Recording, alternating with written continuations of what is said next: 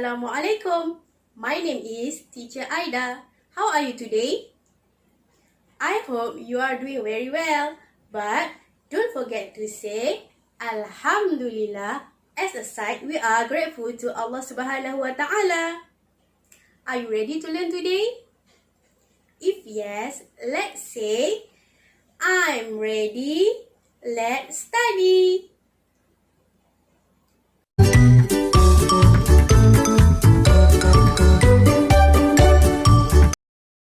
Read simple phrases.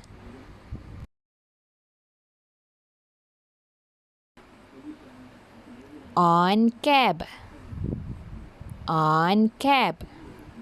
Now your turn. Great job. Cat on cab.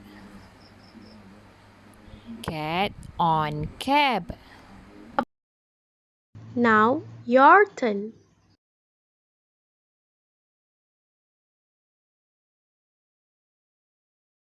Good job.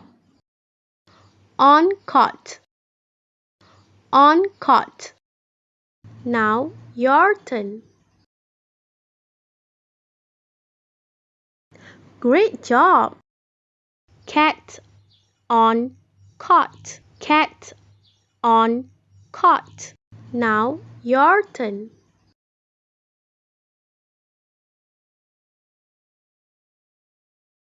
Good job.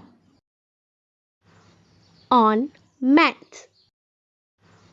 On mat. Now your turn. Great job. Cat on mat. Cat on mat. Now your turn.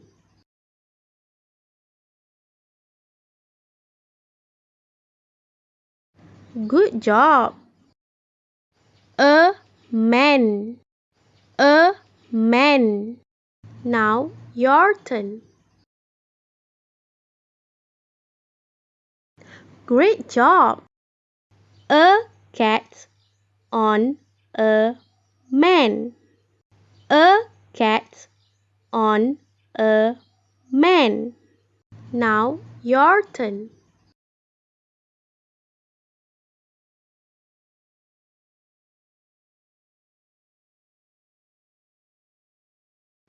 Good job.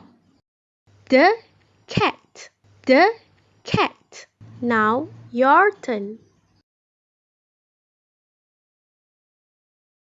Great job. Pet the cat. Pet the cat. Now your turn.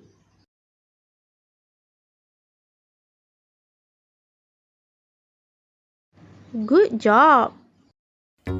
That's all for today. And remember, love Allah, love Rasulullah, and Teacher Aida love you too. Thank you for watching. Assalamualaikum. Bye.